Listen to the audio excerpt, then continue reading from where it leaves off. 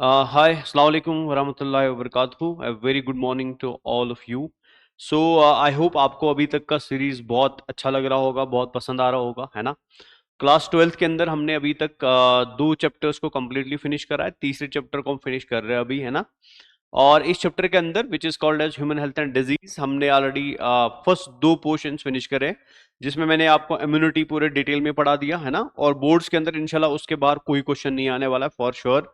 मैंने आपको डिजीज वाला पोर्शन पूरा पढ़ा दिया लास्ट क्लास में, और कोई भी क्वेश्चन इंशाल्लाह उसमें से उसके बाहर में से बोर्ड्स वाला बंदा कभी नहीं पूछेगा, उतना ही पूछेगा जितना मैंने आपको बता दिया, है ना?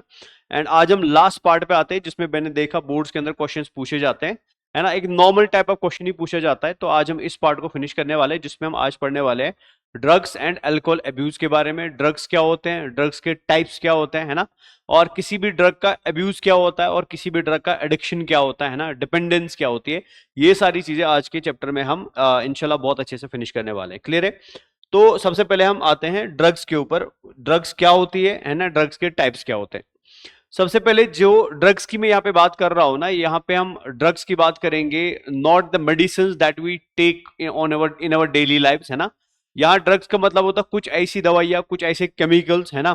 कुछ ऐसी सब्सटेंसेस जो हम नॉर्मल दवाइयों के अलावा कुछ लोग लेते हैं अलग अलग रीजंस के लिए, है ना? कभी कभी ये ड्रग्स दवाइयों को बॉडी के अंदर अलग अलग डिजीज को ठीक करने के लिए यूज करी जाती है, कभी ये ड्रग्स बॉडी को शांत करने के लिए यूज करी जाती है, एंड कभी ये ड्रग्स हमारी बॉडी के अंदर इसलिए भी इंजेक्ट करे जाते हैं कि हमें पेन से रिलीफ मिले, है ना?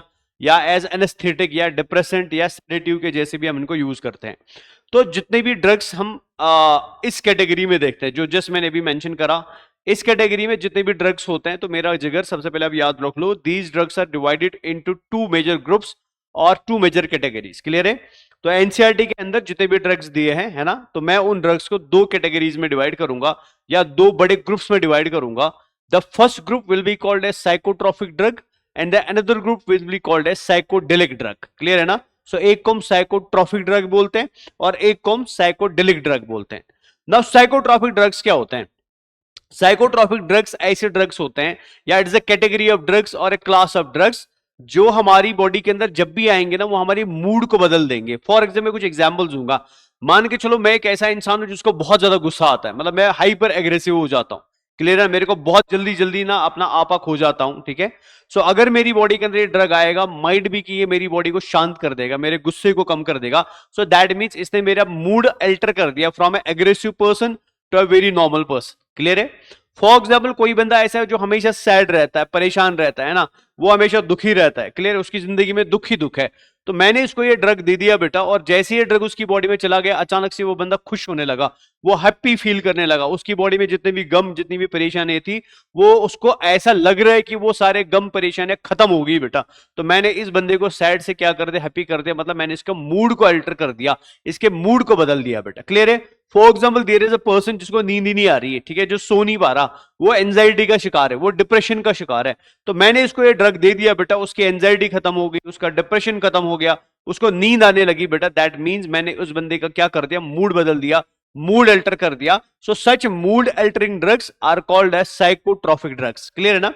नाउ हमारे ओवरऑल एनसीईआरटी के अंदर जो ड्रग्स दिए है बेटा, तीन टाइप्स के ऐसे ड्रग्स हैं जिनको हम साइकोट्रॉपिक ड्रग्स बोलते हैं या मूड अल्टरिंग ड्रग्स बोलते हैं, जिसमें फर्स्ट टाइप ऑफ ड्रग जो आएगा that is called as tranquilliser. ठीक है ना?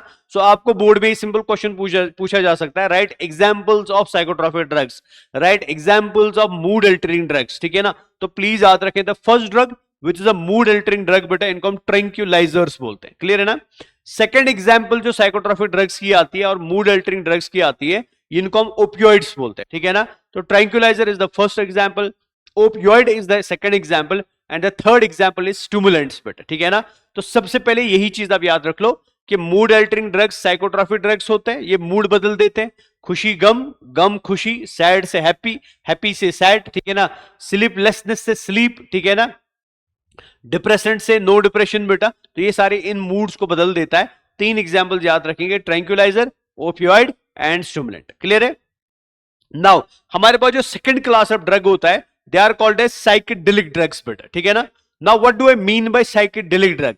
साइकेडेलिक ड्रग्स ऐसे ड्रग्स होते हैं ना जो हमारी बॉडी के अंदर जब भी आएंगे, या जब भी हम इनको बॉडी के अंदर एंटर कराएंगे, डिलीवर करा देंगे बॉडी को, तो ये हमारी बॉडी के अंदर बेटा नर्वस सिस्टम से छेड़खानी करके, ठीक है ना, कैसे वो हम आगे डिटेल में देखेंगे, ये हमारी बॉडी में हेल्यूसिनेशंस क्रिएट करते हैं।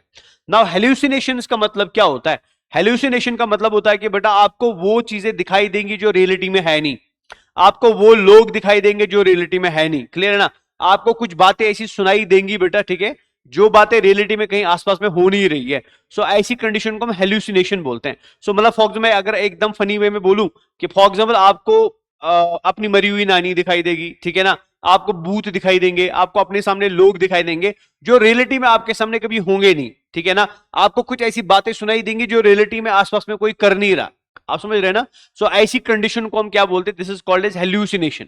सो वो ड्रग्स जो हमारी बॉडी के अंदर हेल्यूसिनेशंस क्रिएट करते हैं, ठीक है ना, वो ड्रग्स जो हमारी बॉडी के अंदर हेल्यूसिनेशंस क्रिएट करते हैं, तो सच हेल्यूसिनोजेनिक ड्रग्स बेटा, ठीक है ना, they are called as psychedelic drugs. आप समझ रहे हैं ना। और साइकेडेलिक ड्रग्स की भी कुछ एग्जांपल्स एनसीईआरटी में दी हुई है, जैसे फॉर एग्जांपल एलएसडी दिया हुआ है, जैसे फॉर एग्जांपल एट्रोपा बेलाडोना दिया है, जैसे फॉर एग्जांपल कैनेबिनॉइड्स दिए हैं। So these are the examples of hallucinogenic drugs also called as psychedelic drugs। Clear है। तो सबसे पहले हमने यही चेक करा कि there are two types of drugs बेटा in our NCERT, one is psychotropic drug and another is psychedelic drug। psychotropic drugs कैसे होते हैं? they are mood altering drugs। Example आएगा ट्रैंक्यूलाइजर, एग्जाम्पल आएगा ओपियोइड और एग्जाम्पल आएगा स्टिमुलेंट बेटा, clear है। वैसे ही हमारी एनसीईआरटी में और एक क्लास ऑफ ड्रग दिया है which are called as psychedelic drugs, ठीक है ना। साइकेडेलिक ड्रग्स कैसे होते हैं? ये हेल्यूसिनोजेनिक ड्रग्स होते हैं। एग्जांपल्स प्लीज याद रहनी चाहिए, एग्जांपल्स बड़ी इंपॉर्टेंट है बेटा। तो एग्जांपल क्या क्या आएगा? कैनेबिनॉइड आएगा, ठीक है, दतूरा आएगा, एट्रोपा बेलाडोना आएगा एंड एलएसडी आएगा। So these are the examples of psychedelic drugs. Now हम क्या करेंगे? सबसे पहले हम इन ड्रग्स को वन बाय वन पढ़ेंगे, जैसे आपकी बुक के अंदर दिया हुआ है, इनके इफेक्ट्स को पढ़ेंगे और इनकी एग्जांपल्स को पढ़ेंगे। तो शुरू हम सबसे पहले करते हैं मूड अल्टरिंग ड्रग से, और मूड अल्टरिंग ड्रग में जो फर्स्ट टाइप ऑफ ड्रग पढ़ाने वाला हूं they are called as tranquillisers. Clear है ना। नाउ और एक बात यहां पे याद रखनी है कि जितने भी ड्रग्स हम देखते हैं बेटा इस कैटेगरी में, जो जस्ट मैंने आपको अभी भी पढ़ाई बेटा, most of the drugs are produced by flowering plants. मतलब मोस्ट ऑफ द ड्रग्स कहां से बनते हैं? वो एंजियोस्पर्म्स से बनते हैं। और कुछ ऐसे ड्रग्स है बेटा जो फंजाई भी बनाता है। So there are drugs which are produced or which are generated by two types of I would say source agents बेटा। पहला सोर्स होता है angiospermic plants, majority of the drugs angiospermic plant से बनते हैं, और कुछ कहां से बनते हैं? फंजाई से बनते हैं। क्लियर है। कौन फंजाई से बनता है वो हम इंशाल्लाह आगे देखेंगे। तो ये फर्स्ट टाइप हमारा कंप्लीट हो गया। अब हम सबसे पहले आते हैं फर्स्ट क्लास ऑफ ड्रग के बेटा, and the first class of drug they are called as tranquilliser drugs बेटा। क्लियर है। नाउ ट्रैंक्विलाइजर ड्रग्स कैसे ड्रग्स है, इसको रटने की जरूरत नहीं है बेटा। ट्रैंक्विलाइजर वर्ड निकला है ट्रैंक्विलिटी से, ठीक है। ट्रैंक्विलाइजर वर्ड कहां से निकला है? ट्रैंक्विलिटी से निकला है। ट्रैंक्विलिटी को अगर मैं बोलूं आपको एक्सप्लेन करके, ट्रैंक्विलिटी का मतलब क्या होता है? ट्रैंक्विलिटी का मतलब होता है मेरा बच्चा feeling of calmness, feeling of relaxation. मतलब जब आपको लगेगा कि यार एकदम जिंदगी में शांति है, सुख है, ठीक है ना, मतलब कोई गम नहीं है, कोई परेशानी नहीं है, कोई रेस्टलेस नहीं है, ठीक है ना, कोई दिमाग के ऊपर बोझ नहीं है। तो जब आप रिलैक्स्ड फील करोगे, जब आप काम फील करोगे, so that feeling is called as tranquility, that feeling is called as tranquility बेटा। क्लियर है। तो ट्रैंक्विलाइजर ड्रग जो है ना, tranquilizer drug is a mood altering drug. तो ये ट्रैंक्विलाइजर ड्रग हमारी बॉडी में क्या करता है? जब भी हमारी बॉडी में आएगा, जब भी किसी एनिमल की बॉडी में आएगा बेटा, तो ये इस इंसान की बॉडी के अंदर या उस एनिमल की बॉडी के अंदर क्या डेवलप करता है? ट्रैंक्विलिटी डेवलप करता है, फीलिंग ऑफ कामनेस डेवलप करता है, फीलिंग ऑफ रिलैक्सेशन डेवलप करता है। सो ऐसे ड्रग्स को हम क्या बोलते हैं? They are called as tranquillisers बेटा। ये क्लियर है। ट्रैंक्विलाइजर बेटा हमारी बॉडी में करता क्या क्या है, ठीक है ना, ये हमारी बॉडी में क्या क्या चीजें डेवलप करता है। तो सबसे पहले याद रखेंगे ये हमारी बॉडी के अंदर एज एनेस्थेटिक यूज करा जाता है। फॉर एग्जाम्पल, आपको किसी इंसान का ऑपरेशन करना है, क्लियर है ना। So during that operation procedure बेटा, हम नहीं चाहेंगे कि वो इंसान पेन को फील करे, वो दर्द को फील करे, या वो ड्यूरिंग ऑपरेशन प्रोसीजर डर जाए जब डॉक्टर आसपास में बेटा उसके पार्ट्स को खोलेंगे या कट करेंगे बेटा। सो इन दोज कंडीशंस और इन दोज सर्जिकल प्रोसीजर्स बेटा, हम इंसान को जो दवाई देते हैं जो उसको बेहोश कर देता है, जिसको हम शॉर्ट में बेहोशी वाली दवाई बोलते हैं बेटा, वो बेहोशी वाली दवाई क्या होती है बेटा? वो एक ट्रैंक्विलाइजर होता है। प्लीज याद रखना। तो ट्रैंक्विलाइजर जो है ना बेटा, ये हमारी बॉडी में एज एनेस्थेटिक का काम करता है, या हमारी बॉडी में बेहोशी वाला ड्रग या एनेस्थेटिक ड्रग का काम करता है। ये क्लियर है। दूसरा बेटा, फॉर एग्जाम्पल, कोई बंदा ऐसा है बेटा जो हाइपर एग्रेसिव है, जो एंजाइटी का शिकार है, जिसको नींद नहीं आ रही है, जो शाइज़ोफ्रेनिया का शिकार है बेटा, ठीक है ना, या हाइपर एग्रेसिव इंसान है। सो अब मैं इस इंसान को शांत करना चाहता हूं, ठीक है ना, अब मैं इस इंसान के नर्वस सिस्टम को, सर्कुलेटरी सिस्टम को, रेस्पिरेटरी सिस्टम को स्लो डाउन करना चाहता हूं। सो अगर मैं कभी भी किसी इंसान की बॉडी के अंदर बेटा इन सारे सिस्टम्स को स्लो डाउन करना चाहूं, सेंट्रल नर्वस सिस्टम की एक्टिविटी को स्लो डाउन करना चाहूं, तो मेरे को ओवरऑल बेटा उस इंसान को क्या करना पड़ेगा, उस इंसान को डिप्रेस करना पड़ेगा, उसके सेंट्रल नर्वस सिस्टम को डिप्रेस करना पड़ेगा। व्हेन आई से depress, I don't mean depression वाला डिप्रेस, ठीक है। यहां पे डिप्रेस का मतलब होता है बेटा स्लो डाउन कर देना, ठीक है ना, वर्कलोड को कम कर देना या वर्कलोड को डिक्रीज कर देना बेटा। सो दैट मींस हमारी बॉडी के अंदर ट्रैंक्विलाइजर खाली एनेस्थेटिक का काम नहीं करता, ये डिप्रेसेंट का भी काम करता है। डिप्रेसेंट का मतलब क्या होता है, ये डिप्रेसेंट का इन जनरल अगर मैं आपको बोलूं बेटा मतलब इसका डिप्रेसेंट का मतलब होता है बेटा सेंट्रल नर्वस सिस्टम को स्लो डाउन कर देना, सर्कुलेटरी सिस्टम को स्लो डाउन कर देना, रेस्पिरेटरी सिस्टम को स्लो डाउन कर देना। नाउ एक बार आप इमेजिन कर लो इस बात को कि आपकी बॉडी के अंदर एक दवाई आई, जिस दवाई ने आपके सेंट्रल नर्वस सिस्टम को, सर्कुलेटरी सिस्टम को, रेस्पिरेटरी सिस्टम को स्लो डाउन कर दिया। तो जब आपकी बॉडी के ये मेजर सिस्टम स्लो डाउन हो जाएंगे ना, ऑटोमेटिकली आपकी बॉडी काम हो जाएगी, शांत हो जाएगी, आपको क्या आने लगेगी, नींद आने लगेगी। आप अंडरस्टैंड करो ना। सो दैट इज व्हाई ट्रैंक्विलाइजर जो है ना बेटा, ये हमारी बॉडी में क्या करते हैं, नींद को भी इंड्यूस करते हैं।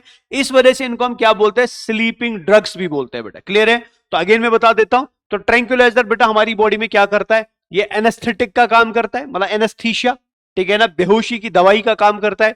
यह हमारी बॉडी में डिप्रेसेंट का काम करता है। डिप्रेसेंट का मतलब क्या हुआ, हमारे nervous system, central nervous system, हमारे रेस्पिरेटरी सिस्टम, हमारे सर्कुलेटरी सिस्टम को स्लो डाउन कर देता है। क्लियर है ना?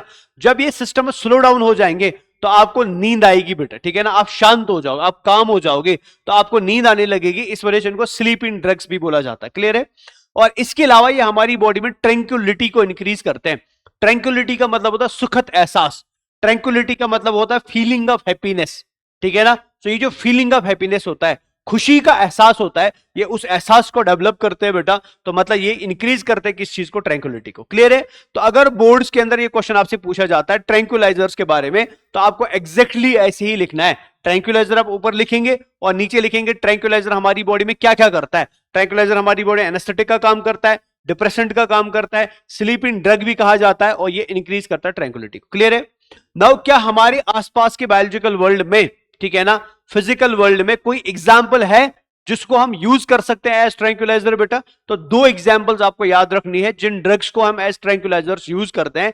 The first example is benzodiazepine बेटा, ठीक है। The first example is benzodiazepine. Benzodiazepine को और एक नाम से भी जाना चाहिए, उसको वेलम भी बोलते हैं, ठीक है। तो benzodiazepine is also called as Valium बेटा। क्लियर है? और दूसरा एग्जांपल है बारबिट्यूरेट। क्लियर है? तो ये आपसे बोर्ड में पूछा जा सकता है कि ट्रैंक्विलाइजर की एग्जांपल्स क्या है। तो ट्रैंक्विलाइजर की दो एग्जांपल्स है। The first example is benzodiazepine, the second example is बेटा बारबिट्यूरेट, ठीक है। बेंजोडाइजेपिन को हम वेलम नाम से भी जानते हैं ना। हमारी बॉडी में ये ड्रग्स जब आते हैं बेटा, तो ये कैसे एनेस्थेटिक का काम करते हैं, ये कैसे डिप्रेसेंट का काम करते हैं, ये कैसे स्लीपिंग ड्रग का काम करते हैं, या ये कैसे इंक्रीज इन ट्रैंक्विलिटी का काम करते हैं। तो इसके लिए आपको simple mechanism of the drug याद रखना पड़ेगा। तो शॉर्टकट में याद रखेंगे कि जब भी हमारी बॉडी में बेंजोडाइजेपिन आएगा, जब भी हमारी बॉडी के अंदर बारबिट्यूरेट आएगा, ये आते ही हमारी बॉडी के अंदर बेटा GABA, गामा एमिनो बुटायरिक एसिड बेटा, ठीक है ना, नाम का हमारी बॉडी के अंदर एक न्यूरोट्रांसमीटर होता है, ठीक है। गाबा नाम का हमारी बॉडी में एक न्यूरोट्रांसमीटर होता है बेटा। ये इस गाबा नाम के न्यूरोट्रांसमीटर के लेवल को क्या कर देते हैं, बढ़ा देते हैं। क्लियर है? सो अगर आपने 11th एंड 12th अच्छे से पढ़ा है मेरा बच्चा, तो आपको पता होगा हमारी बॉडी के अंदर गाबा, ठीक है ना, नाम का जो न्यूरोट्रांसमीटर है ना, ये एक इनहिबिटरी न्यूरोट्रांसमीटर होता है। इनहिबिटरी न्यूरोट्रांसमीटर का मतलब क्या हुआ कि ये एक न्यूरॉन है, ये दूसरा न्यूरॉन है, इस न्यूरॉन के पास कोई इंफॉर्मेशन है और इसको ये दूसरे न्यूरॉन पर ट्रांसफर करनी है। आप सबको पता होगा बेटा, केमिकल साइनेप्सिस के अंदर दो न्यूरॉन्स के बीच में गैप होता है जिसको हम साइनेप्स बोलते हैं। तो यहां पे न्यूरॉन 1 से न्यूरोट्रांसमीटर निकलता है और न्यूरॉन 2 को एक्टिवेट करा देता है, अगर आपको याद होगा। नाउ यहां जो न्यूरोट्रांसमीटर बीच में निकल रहा है ना, this neurotransmitter can be of two types बेटा। It can be activating neurotransmitter, it can be inhibiting neurotransmitter. और अगर न्यूरोट्रांसमीटर इनहिबिटिंग है तो वो नेक्स्ट न्यूरॉन को बेटा एक्टिवेट नहीं कराता है, वो उसको डीएक्टिवेट कराता है। तो इमेजिन कर लो आपकी बॉडी के अंदर इनहिबिटरी न्यूरोट्रांसमीटर का लेवल बढ़ गया, तो ऑटोमेटिकली वो नर्वस सिस्टम को एक्टिवेट कराएगा कि इनएक्टिवेट कराएगा, वो उसको इनएक्टिवेट करा देगा, वो उसको स्लो डाउन करा देगा। क्लियर है? तो मैकेनिज्म क्या है बेटा इस ड्रग का, ये हमारी बॉडी के अंदर गाबा नाम के न्यूरोट्रांसमीटर को बढ़ा देता है। तो जब गाबा नाम का न्यूरोट्रांसमीटर बढ़ेगा बेटा, तो ऑटोमेटिकली आपके नर्वस सिस्टम को क्या कर देगा, शांत कर देगा। क्लियर है? नाउ नेक्स्ट क्वेश्चन बेटा, ये ट्रैंक्विलाइजर हम किस किस कंडीशन में यूज करते हैं, या इसको हम एज दवाई बेटा किन किन लोगों को दे सकते हैं? तो सबसे पहले याद रखेंगे, ये दवाई बेटा हम उन लोगों को देंगे जो एंजाइटी के शिकार होंगे, ठीक है ना, जो डिप्रेशन के शिकार होंगे, क्लियर है, जो शाइजोप्रीनिया के शिकार होंगे, क्लियर है, जिनको नींद नहीं आती होगी, इंसोमनिया के शिकार होंगे, ऐसे केसेस में हम ये ड्रग यूज करते हैं। So this drug is used बेटा, ठीक है, used in anxiety, used in insomnia and used in schizophrenia. Schizophrenia में विद्या बालन को याद रख लेना, अगर आपने देखा होगा भूल भुलैया वाली फर्स्ट भूल भुलैया 1 अगर आपने देखी होगी, उसमें एक हीरोइन है बेटा विद्या बालन। तो विद्या बालन के जो फीचर्स उसमें आपने देखे होंगे, उसको भूत दिखाई देते हैं, उसमें बहुत सारी एनर्जी होती है, वो पागलू जैसे चिल्लाती है बेटा, वो सारे सिम्टम्स जिस बीमारी के होते हैं ना, उस बीमारी को हम शाइजोप्रीनिया बोलते हैं। वहां कोई भूत एक्चुअली में नहीं है, वो एक्चुअली में एक मेडिकल कंडीशन है कॉल्ड शाइजोप्रीनिया। तो ऐसे पेशेंट्स को ट्रीट करने के लिए, जिन लोगों को नींद नहीं आती है बेटा उनको ट्रीट करने के लिए, जो एंजाइटी के शिकार है बेटा उनको ट्रीट करने के लिए बेटा हम कौन सी दवाई यूज करते हैं, हम ट्रैंक्विलाइजर वाली दवाई यूज करते हैं बेटा। ये क्लियर है? तो ये हमारा ट्रैंक्विलाइजर हो जाता है खत्म, आगे चलते हैं। तो ट्रैंक्विलाइजर में आपने क्या याद रखा, ट्रैंक्विलाइजर ट्रैंक्विलिटी को डेवलप करता है, इसके अलावा ये एनेस्थेटिक का काम करता है, डिप्रेसेंट का काम करता है, और स्लीपिंग ड्रग भी कहलाता है। क्लियर है?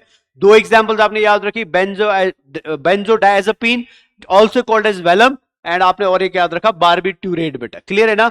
और हमारी बॉडी, हमारे बायोलॉजिकल वर्ल्ड में ये किन किन लोगों को दिया जाता है, जो इंसोम्निया के शिकार होंगे उनको दिया जाता है, शाइजोप्रीनिया के शिकार होंगे उनको दिया जाता है, और इसके अलावा बेटा जो लोग एंजाइटी या डिप्रेशन के शिकार होंगे उनको भी ये दिया जाता है। क्लियर है?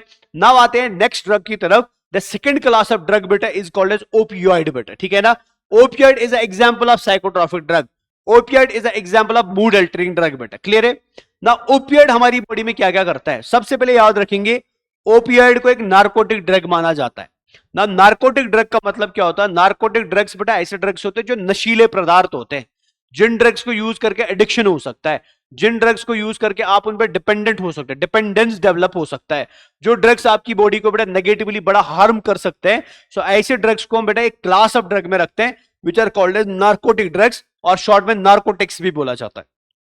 तो प्लीज याद रखेंगे बोर्ड्स के लिए, अगर आपको बोला जाए कि कौन सा mood altering drug narcotic drug कहलाया जाता है, तो आंसर आएगा ओपियोइड बेटा। तो opioid is example of narcotic drug. Clear है? दूसरी बात याद रखेंगे कि ओपियोइड जो है ना बेटा, वो एक्ट करते हैं डिप्रेसेंट्स एंड सेडेटिव्स। एक्चुअली में दोनों में फर्क क्या है, डिप्रेसेंट एक बड़ी कैटेगरी है ड्रग्स की, और उसका एक एग्जांपल सेडेटिव भी आएगा। चाहे डिप्रेसेंट हो या चाहे सेडेटिव हो, दोनों का काम क्या होता है बेटा, दोनों का काम होता है हमारी बॉडी के अंदर जाके नर्वस सिस्टम को स्लो डाउन कर देना, रेस्पिरेटरी सिस्टम को स्लो डाउन कर देना, सर्कुलेटरी सिस्टम को स्लो डाउन कर देना। शॉर्ट में ये आपकी बॉडी को शांत करेंगे, ये आपकी बॉडी के अंदर कामनेस या रिलैक्सेशन डेवलप कर देंगे। तो that means they are used at sedatives और they are used at depressants बेटा। क्लियर है? इसके अलावा बेटा और एक फंक्शन है ओपियोइड्स का, which is very very important function, जिसके लिए हम ओपियोइड्स को बहुत ज्यादा यूज भी करते हैं बेटा, दैट इज ये पेन किलर्स का काम करती है, एनाल्जेसिक्स का काम करते हैं। एनाल्जेसिक का मतलब होता है पेन को कम कराने वाला, पेन को रिलीव करने वाला, या पेन को डिक्रीज करने वाला। तो शॉर्ट में याद रखेंगे, these are also used as analgesic drugs और पेन रिलीविंग ड्रग्स बेटा। क्लियर है? इसके अलावा प्लीज याद रखेंगे, these drugs are also used as euphoriants बेटा। ठीक है ना? यूफोरिएंट्स का मतलब क्या होता है, अभी मैंने आपको बोला यूफोरिया का मतलब होता है फीलिंग ऑफ हैप्पीनेस। ठीक है ना? Feeling of being better, feeling of being very very happy from the inside, तो वो यूफोरिया कहलाता है। तो यूफोरिया का शॉर्ट में मतलब होता है बेटा सुखद एहसास, या खुशी का एहसास, या हैप्पी होने का एहसास बेटा। ऑल्दो वो रियलिटी में हो या ना हो वो तो अलग बात है, बट जैसे आप ये ड्रग लोगे आपको लगेगा कि मैं दुनिया का सबसे बड़ा खुश इंसान हूं, मैं दुनिया का सबसे बड़ा बेस्ट इंसान हूं, तो उसको हम यूफोरिया बोलते हैं बेटा। क्लियर है? तो ओपियाइड्स को बेटा हमारी बॉडी में जब लिया जाता है, ओपियाइड क्या क्या करता है हमारी बॉडी में, तो ये नार्कोटिक्स का एग्जाम्पल है, it is a narcotic drug बेटा। ये हमारी बॉडी में सेडेटिव का काम करता है, डिप्रेसेंट का काम करता है, पेन किलर, एनाल्जेसिक का मतलब होता है पेन किलर का काम करता है, और इसके अलावा यूफोरिएंट का काम करता है। यूफोरिएंट का मतलब क्या होता है, फीलिंग ऑफ हैप्पीनेस बेटा। क्लियर है? नाउ जितने भी ओपियोइड्स हमारे पास अभी है बेटा, तो मोस्ट ऑफ दिस ओपियोइड्स, ठीक है, जो मैं एग्जांपल्स आपको बताऊंगा अभी ओपियोइड्स की, मोस्ट ऑफ दिस ओपियोइड्स बेटा are extracted from a flowering plant, from a angiospermic plant बेटा, एंड दैट फ्लावरिंग और एंजियोस्पर्मिक प्लांट बेटा is called as Papaver somniferum. क्या बोला जाता है? पेपेवर सोमिनिफेरम बेटा। तो ये प्लीज याद रख लेना, शॉर्ट में इसको बोला जाता ओपियम पॉपी। क्या बोला जाता? Opium Poppy. और अगर मैं कश्मीरी में आपको बोलूं तो कश्मीरी के अंदर शॉर्ट में उसको खशखाश बोलते हैं। आप सबने खशखाश खाया होगा, ठीक है ना? खशखाश को हम यूज करते हैं फिरीनी विरीनी के ऊपर बेटा, है ना? सो खशखाश वाले प्लांट को साइंटिफिकली बोला जाता है पेपेवर सोमनिफेरम, इंग्लिश में बोला जाता है ओपियम पॉपी प्लांट। और इसी ओपियम पॉपी प्लांट से बेटा हम एक्सट्रैक्ट जिन ड्रग्स को करते हैं बेटा, उन ड्रग्स को हम क्या बोलते हैं? ओपियोइड्स बोलते हैं। क्लियर है ना? तो वेरी वेरी इंपॉर्टेंट, एनसीईआरटी में लिखा है तो याद रखेंगे। तो कहां से इन ड्रग्स को आइसोलेट किया जाता है? आइसोलेट एक फ्लावरिंग प्लांट से किया जाता है, जिस फ्लावरिंग प्लांट को हम क्या बोलते हैं? पेपेवर सोमिनिफेरम बोलते हैं। नाम याद रखना, इंग्लिश में इसको ओपियम पॉपी बोला जाता है। क्लियर है ना? ना ये ओपियम पॉपी को हम बेटा यूज कैसे करते हैं, इसको जरा इधर नजर रखिए ध्यान से। तो हम क्या करते हैं, ये हमारे यहाँ पे ओपियम पॉपी प्लांट है बेटा। तो इस ओपियम पॉपी प्लांट का जब ग्रोथ होता है फ्लावरिंग से पहले बेटा, तो फ्लावरिंग से पहले बेटा इसके अंदर ना एक कैप्सूल जैसा बनता है, ठीक है ना? एक गोल कलर का वो कप लाइक कैप्सूल बनता है। तो हम इस कैप्सूल को ऐसे छोटे छोटे ब्लेड से बेटा ऐसे खास मतलब ऐसे कट करते हैं, है ना? ऐसे छोटे छोटे से कट्स लगाते हैं। तो उन कट से ना बेटा एक व्हाइट कलर का फ्लूइड बाहर आता है। उन कट से बेटा एक व्हाइट कलर का चीज बाहर आता है। दैट व्हाइट कलर्ड फ्लूइड और दैट व्हाइट कलर्ड चीज इज कॉल्ड लेटेक्स बेटा। उसको क्या बोला जाता है? लेटेक्स बोला जाता है। और उसी लेटेक्स को यूज करके और अलग अलग तरीके से मॉडिफाई करके बेटा हमने उससे 20 डिफरेंट टाइप्स ऑफ ओपियोइड्स बनाए, जिन ओपियोइड्स को हम एल्कोलाइड्स भी बोलते हैं। तो ये प्लीज आप याद रखेंगे। तो आइसोलेशन कहां से होता है? पेपेवर सोमनिफेरम से होता है। आइसोलेशन कहां से होता है? पेपेवर सोमनिफेरम से होता है। इंग्लिश में इसको क्या बोला जाता है? ओपियम पॉपी बोला जाता है। और इस ओपियम पॉपी से बेटा हम एक व्हाइट कलर के फ्लूइड को एक्सट्रैक्ट करते हैं, जिस व्हाइट कलर के फ्लूइड को हम क्या बोलते हैं? लेटेक्स बोलते हैं। और फिर इस लेटेक्स को अलग अलग तरीके से मॉडिफाई करके, अलग अलग तरीके से प्रोसेस करके बेटा हम इससे 20 डिफरेंट टाइप्स ऑफ ड्रग्स बनाते हैं, 20 डिफरेंट टाइप्स ऑफ एल्कोलाइड्स बनाते हैं। ये क्लियर हुआ? नाउ मेन ड्रग जो हम यूज करते हैं बेटा एज ओपियोइड, वो कौन कौन सा है, उनके आपको सबसे पहले नाम याद रखने हैं। जैसे for example morphine is a example of opioid, ठीक है? Codeine is a example of opioid, heroin is a example of opioid, smack is a example of opioid. तो प्लीज याद रखेंगे। तो बार्बिट्यूरेट एंड बेंजोडायजेपिन वो क्या थे बेटा? वो ट्रैंक्विलाइजर्स थे, ठीक है? एग्जाम्पल था वो भी किसका? साइकोट्रॉपिक ड्रग का। लेकिन अगर आपसे पूछा जाए कौन कौन सा ड्रग हम यूज करते हैं एज ओपियोइड बेटा, ठीक है ना? Which are the following drugs is a example of opioid? तो आंसर ओपियोइड का क्या क्या आएगा बेटा? मॉर्फिन आएगा, कोडीन आएगा, हीरोइन आएगा एंड स्मैक आएगा। क्लियर है? नाउ ये मॉर्फिन कैसे बनता है, कोडीन कैसे बनता है, हेरोइन कैसे बनता है, स्मैक कैसे बनता है, इसको एक बार पढ़ना पड़ेगा। क्लियर है? सब लोग इधर नजर रखिए। सो हमने यहां से क्या एक्सट्रैक्ट किया? लेटेक्स एक्सट्रैक्ट किया। इस लेटेक्स से बेटा सबसे पहला जो ड्रग बनता है ना, इस लेटेक्स से जो सबसे पहला ड्रग डायरेक्टली बनता है बेटा प्रोसेसिंग के बाद, उस ड्रग को हम नाम देते हैं मॉर्फिन, ठीक है? सो मतलब मॉर्फिन जो है ना बेटा, मॉर्फिन डायरेक्टली बनाया जाता है किससे? लेटेक्स की प्रोसेसिंग से। उसमें कोई चेंज नहीं करा जाता, कोई मॉडिफिकेशन नहीं करा जाता। लेटेक्स को थोड़ा प्योरीफाई करेंगे, प्रोसेस करेंगे, और उस लेटेक्स की प्योरिफिकेशन प्रोसेसिंग से जो फर्स्ट ओपियोइड बनेगा, that first opioid is called as morphine. ये समझ आया? तो प्लीज मॉर्फिन के बारे में क्या याद रखेंगे? मॉर्फिन एक जबरदस्त पोटेंट पेन किलर ड्रग होता है, ठीक है? एनाल्जेसिक ड्रग होता है। और आपने देखा होगा हमारे सोल्जर जो है, सोल्जर्स के पास हमेशा मॉर्फिन आपको मिलेगा, बिकॉज मॉर्फिन खतरनाक पेन किलर ड्रग है। तो ये जबरदस्त पेन किलर ड्रग है, तो इसको हम एज एनाल्जेसिक यूज करते हैं। क्लियर है? नाउ मॉर्फिन काम कैसे करता है हमारी बॉडी में? जब आप मॉर्फिन का इंजेक्शन लोगे, जब आप इस ड्रग को बॉडी के अंदर एंटर कराओगे या डिलीवर कराओगे, ये बॉडी के अंदर आते ही बेटा हमारी बॉडी में हमारे ब्रेन के अंदर रिसेप्टर्स पे बाइंड करेगा और हमारे एलिमेंट्री कैनाल या गट में रिसेप्टर्स पे बाइंड करेगा। तो आपकी एनसीईआरटी ने लिखा है कि ओपियोइड्स का रिसेप्टर दो जगह होता है, या मॉर्फिन का रिसेप्टर दो जगह होता है। One is brain and another is गट। तो ये ब्रेन एंड गट के अंदर जाके बेटा वहां पे क्या कराएगा? डिप्रेसेंट का काम करेगा, सेडेटिव का काम करेगा एंड पेन किलर का काम करेगा। तो ये आप मॉर्फिन के बारे में याद रखना, ठीक है ना? मॉर्फिन के बाद आता है नेक्स्ट कोडीन बेटा, ठीक है? मॉर्फिन के बाद नेक्स्ट क्या आता है शाबाश? नेक्स्ट आता है कोडीन बेटा, ठीक है ना? ना मॉर्फिन को हम क्या करेंगे बेटा? मॉर्फिन की हम मिथाइलेशन कराएंगे। मॉर्फिन मैंने लेटेक्स से बनाया, ना मॉर्फिन को बनाने के बाद मैं मॉर्फिन की कराऊंगा मिथाइलेशन। क्लियर है ना? मिथाइलेशन का मतलब होता है मीथाइल ग्रुप को ऐड करा देना। मॉर्फिन का कोई केमिकल स्ट्रक्चर होगा बेटा, ठीक है। एग्जांपल में ले लेता हूं, मान के चलो फॉर एग्जांपल ये मॉर्फिन का केमिकल स्ट्रक्चर समझने के लिए बेटा, ठीक है ना, ये मॉर्फिन का केमिकल स्ट्रक्चर है। अब मैंने इस मॉर्फिन के केमिकल स्ट्रक्चर पे क्या ऐड करा दिया, एक मिथाइल ग्रुप ऐड करा दिया, तो इसको मैं मिथाइल मॉर्फिन बोलूंगा। क्या बोलूंगा, मिथाइल मॉर्फिन या मिथाइलेटेड मॉर्फिन। इसी मिथाइलेटेड मॉर्फिन को हम कोडीन बोलते हैं, जिसको हम नॉर्मली अपने कफ सिरप्स के अंदर यूज करते हैं, ठीक है ना। जो हम खांसी की दवाइयां खाते हैं बेटा, कफ सिरप की दवाइयां खाते हैं, उनके अंदर आपको कोडीन हमेशा मिलेगा। वो कोडीन एक्चुअली में क्या है, कोडीन एक्चुअली में ओपियोइड है बेटा। कौन सा ओपियोइड, जो बनाया गया मॉर्फिन को मिथाइलेट करके, तो ऐसे मिथाइलेटेड मॉर्फिन को हम कोडीन बोलते हैं, ठीक है ना। सो कोडीन क्या है बेटा, इट इज मिथाइल मॉर्फिन। ये हम कफ सिरप्स में यूज करते हैं, मिथाइलेशन से बनाते हैं। और एक इंपॉर्टेंट क्वालिटी इसकी है कि इसका एडिक्शन का रेट कम होता है, मतलब इसकी लत लगने की आदत, ठीक है ना, इसकी आदत होना कम हो जाता है, बिकॉज़ रेट ऑफ एडिक्शन इसका कम है। क्लियर है, आगे बढ़ते हैं, ठीक है ना। सो मॉर्फिन की मिथाइलेशन से मैंने क्या बनाया, कोडीन बनाया। क्लियर है ना। नाउ मैं सेम मॉर्फिन को उठाऊंगा, सेम मॉर्फिन को उठाऊंगा और इस मॉर्फिन की कराऊंगा एसिटाइलेशन, ठीक है ना। और एसिटाइलेशन दो जगह कराऊंगा, that is called a di acetylation, ठीक है। मॉर्फिन की मिथाइलेशन करेंगे तो कोडीन बनेगा। सेम मॉर्फिन की अगर मैं डाई एसिटाइलेशन करा दूं, ठीक है ना, सो डाई एसिटाइलेटेड मॉर्फिन को बेटा हम क्या नाम देते हैं, हीरोइन नाम देते हैं। ये मुई वाली हीरोइन नहीं है बेटा, हीरोइन ड्रग है बेटा। क्लियर है ना। सो प्लीज याद रखें, व्हाट इज हीरोइन बेटा। So heroin is a opioid drug, heroin is a opioid drug which is formed by the diacetylation of morphine बेटा, ठीक है ना। तो डाई एसिटाइलेशन ऑफ मॉर्फिन से इसको बनाया जाता है। क्लियर है। नेक्स्ट पे चलते हैं, लास्ट वाला हमारा स्मैक है बेटा। तो स्मैक मॉर्फिन की मॉडिफिकेशन से बनाया जाता है, हीरोइन को मॉडिफाई करते हैं और हीरोइन को मॉडिफाई करके स्मैक बनाया जाता है। इसको हम ब्राउन शुगर भी बोलते हैं बेटा। और इसको लिया कैसे जाता है, मतलब बॉडी के अंदर एंटर कैसे कराया जाता है, स्नोटिंग से करवाया जाता है। स्नोटिंग का मतलब क्या होता है, आपने कभी मूवीज में देखा होगा, वो लोग हाथ के ऊपर या टेबल के ऊपर वो व्हाइट पाउडर लगा लेते हैं और फिर नाक से ऐसे ऐसे मतलब सूंघ लेते हैं। सो वो नाक से सूंघने को बेटा ड्रग्स को हम क्या नाम देते हैं, स्नोटिंग नाम देते हैं। क्लियर है।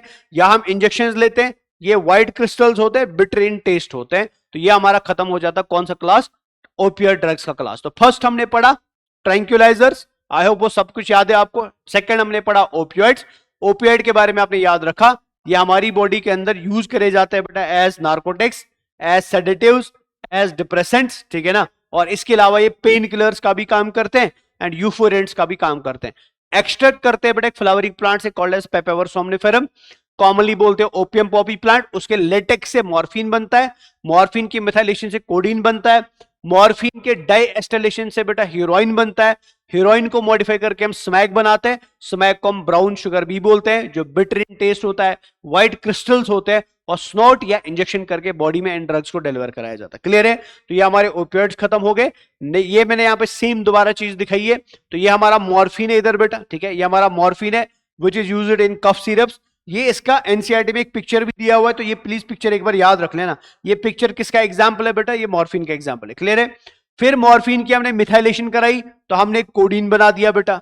फिर हमने मॉर्फिन की डाई एस्टाइलेशन कराई तो हमने हीरोइन बना दिया। फिर हीरोइन को मॉडिफाई करके बेटा हमने क्या बनाया, स्मैक बनाया, also called as brown sugar बेटा। क्लियर है। तो आगे चलते हैं। नेक्स्ट जो हमारे क्लास ऑफ ड्रग्स आता है, this class of drug is called as stimulant बेटा, ठीक है। सो अगर आप नाम ही ध्यान से देखोगे, स्टिमुलेंट का मतलब होता है ये हमारी बॉडी को स्टिमुलेट करता है, ये हमारी बॉडी को एक्टिवेट कराता है, ये हमारी बॉडी को शॉर्ट में हाइपर एक्टिवेट कराता है। क्लियर है। इमेजिन कर लो, एक बंदा सोया हुआ है, एक बंदा डिप्रेस्ड है, एक बंदा बेटा कोई भी काम नहीं कर रहा है, लेजी है, और मैंने इसको ऐसी दवाई दे दी बेटा जिससे इसका देखने की क्षमता बढ़ गई, सुनने की क्षमता बढ़ गई, दौड़ने की क्षमता बढ़ गई, बिकॉज इसकी बॉडी में लेवल ऑफ एनर्जी क्या हो गया, एकदम से इंक्रीज हो गया। तो ऐसे ड्रग्स को जो हमारी बॉडी के अंदर एनर्जी लेवल्स को बढ़ा देते हैं, नर्वस सिस्टम को हाइपर एक्टिवेट करा देते हैं, क्लियर, सिंपैथेटिक सिस्टम को एक्टिवेट करा देते हैं, ठीक है ना, ब्लड ग्लूकोज लेवल्स को बॉडी में बढ़ा देते हैं, एनर्जी लेवल्स को बढ़ा देते हैं। तो ऐसे ड्रग्स को हम क्या नाम देते हैं, स्टिमुलेंट्स नाम देते हैं। जो फर्स्ट दो क्लासेस हमने पढ़ी, ट्रैंक्विलाइजर एंड ओपियोइड, वो बेटा हमारी बॉडी को डिप्रेस कर देते हैं। लेकिन ये बंदा हमारी बॉडी को डिप्रेस नहीं कर रहा है, ये डिप्रेस्ड वाली स्टेट से निकाल के बेटा क्या करा रहा है, एक्टिवेट करा रहा है। तो ऐसे एक्टिवेटिंग ड्रग्स को हम क्या नाम देते हैं, they are called as stimulants बेटा। क्लियर है। जो फर्स्ट टाइप ऑफ स्टिमुलेंट हम आज पढ़ने वाले हैं, that is called as cocaine, ठीक है ना। Cocaine is a example of stimulating drug बेटा, ये प्लीज याद रखना। Cocaine is a example of psychotropic drug, cocaine is a mood altering drug. लेकिन कोकेन खुद क्या है? Cocaine is a stimulating drug, ये एक स्टिमुलेंट ड्रग है बेटा। कोकेन को कोक के नाम से भी जाना जाता है, इसको क्रेक के नाम से भी जाना जाता है ना। हमारी बॉडी में जब कोकेन आता है या कोक आता है या क्रेक आता है, तो ये हमारी बॉडी में आके करता क्या है बेटा? सबसे पहले ये हमारी बॉडी में यूफोरिया को बढ़ा देता है। यूफोरिया का मतलब हुआ आपकी बॉडी के अंदर जैसे ही आएगा, ये खुशी के एहसास को बढ़ा देगा, फीलिंग ऑफ हैप्पीनेस को बढ़ा देगा। ठीक है, बीइंग हैप्पी की जो कंडीशन है बेटा, कि आपको लगेगा मैं बहुत ज्यादा खुश हूं बेटा, ये उस चीज को आपकी बॉडी में बढ़ा देता है। दूसरा काम ये क्या करेगा? ये आपकी बॉडी के एनर्जी लेवल्स को बूस्ट करेगा, या आपकी बॉडी के एनर्जी लेवल्स को बढ़ा देगा। आजकल आपने देखा होगा एक ऐड आता है, drink red bull brings the wings बेटा। ठीक है ना, रेड बुल से कोई विंग विंग नहीं आता है, रेड बुल में कुछ ऐसा चीज रखा होगा, उस ड्रिंक के अंदर कुछ ऐसा चीज रखा होगा, जैसे वो चीज आपकी बॉडी में आती है, वो आपकी बॉडी के एनर्जी लेवल्स को क्या करती है? बढ़ा देती है। जैसे हमारी बॉडी में जब कोकेन आएगा, या which is also called as coke और क्रेक, जब ये आएगा तो ये भी हमारी बॉडी के एनर्जी लेवल्स को क्या कर देता है? बढ़ा देता है। क्लियर है? अब इसमें तो हम नहीं जाएंगे कैसे बढ़ाता है, क्या करता है, बट शॉर्ट में आप याद रखना, स्टिमुलेटिंग ड्रग्स में फर्स्ट एग्जांपल आएगा कोकेन का। कोकेन दो काम करता है, फीलिंग ऑफ हैप्पीनेस को बढ़ाता है और एनर्जी की लेवल्स को बढ़ा देता है। यहां बड़ा एक इंपॉर्टेंट बात याद रखने, which is very very important बेटा, प्लीज याद रखना। अगर कोई भी बंदा कोकेन को नॉर्मल से ज्यादा ले लेता है, या मोर ले लेता है, या मोर इंजेक्ट करता है, तो वहां पे कोकेन ऐसे इंसान के अंदर मूड अल्टरिंग के अलावा हेल्यूसिनेशंस भी क्रिएट करता है। मतलब ये साइकोडेलिक ड्रग का भी काम कर सकता है बेटा। क्लियर है ना? सो कोकेन को अगर आप हाई डोज में ले लेते हो, तो कोकेन नॉर्मली तो है मूड अल्टरिंग ड्रग, ये कोई हेल्यूसिनोजेनिक ड्रग नहीं है। पर अगर आप कोकेन को ज्यादा ले लेते हो बेटा, तो ये आपकी बॉडी में क्या करेगा? हेल्यूसिनेशंस भी करा देगा। क्लियर है? नाउ कोकेन हमें मिला कहां से बेटा? तो कोकेन हमें बेटा एक प्लांट से मिला। ठीक है ना, जो प्लांट नॉर्मली मिलता है हमें हमारी वर्ल्ड के अंदर बेटा, साउथ अमेरिका में। ठीक है ना, कोकेन हमें एक प्लांट से मिला, जो प्लांट नॉर्मली कहां पाया जाता है? साउथ अमेरिका में पाया जाता है। तो उस साउथ अमेरिका के प्लांट का नाम है इरिथ्रोजाइलम कोका बेटा। क्या नाम है? इरिथ्रोजाइलम कोका, शॉर्ट में कोका प्लांट बोला जाता है। और ये कोका प्लांट मेजोरिटी में आपको कहां मिलेगा? साउथ अमेरिका में मिलेगा। तो हम कोकेन को कहां से एक्सट्रैक्ट करते हैं? इसी कोका प्लांट या इरिथ्रोजाइलम कोका प्लांट से एक्सट्रैक्ट करते हैं। क्लियर है? तो आइसोलेशन कहां से बेटा? इसकी इरिथ्रोजाइलम कोका से, जिसको हम शॉर्ट में कोका प्लांट भी बोलते हैं बेटा, जो कहां पाया जाता है? साउथ अमेरिका में पाया जाता है। क्लियर है? नाउ कोकेन को हम बॉडी के अंदर एंटर कैसे कराते हैं? तो प्लीज याद रखना, कोकेन को हम बॉडी के अंदर एंटर कराते हैं थ्रू स्नॉटिंग बेटा। ठीक है ना, अभी मैंने बोला था ना, स्नॉटिंग का मतलब क्या होता है? तो cocaine is delivered in body by the process of snorting बेटा। स्नॉटिंग का मतलब क्या होता है? स्नॉटिंग का मतलब होता है नाक से बेटा एकदम क्या करना, खींच के लेके ड्रग्स को अंदर ले जाना। जैसे मान के जो मेरे हाथ में ड्रग है, ठीक, कोई भी एक्सरसाइज ड्रग है, मैं इसको ऐसे ऐसे करके बॉडी के अंदर डिलीवर करा रहा हूं। This type of delivery is called as snorting बेटा। क्लियर है? तो हमारी बॉडी में करता क्या है? हमारी बॉडी के अंदर डोपामीन की रीअब्जॉर्प्शन को ये क्या करा देता है? इनहेबिट करा देता है, इंटरफेयर कराता है। इमेजिन आप करो, ये फॉर एग्जाम्पल मान के चलो न्यूरॉन 1 है और ये न्यूरॉन 2 है। इस न्यूरॉन ने डोपामीन को रिलीज किया, और ये डोपामीन रिलीज होने के बाद इस न्यूरॉन के पास जाके बेटा इस न्यूरॉन पे बाइंड कर गया। लेकिन बीच में अगर थोड़ा सा डोपामीन रहता है ना, वो वापस इस न्यूरॉन में एंटर करता है। ये उसको वापस आने की प्रोसेस को क्या कर देता है? हॉल्ट कर देता है, रोक देता है या इंटरफेयर करता है, जिसकी वजह से बॉडी के अंदर बेटा आपकी एनर्जी लेवल्स क्या होती है? बढ़ी रहती है। क्लियर है? तो ये हो गया हमारा फर्स्ट यहाँ पे खत्म। तो cocaine is finish. I hope cocaine के अंदर जो भी इंपॉर्टेंट बात है वो आपने याद रखी बेटा। ठीक है?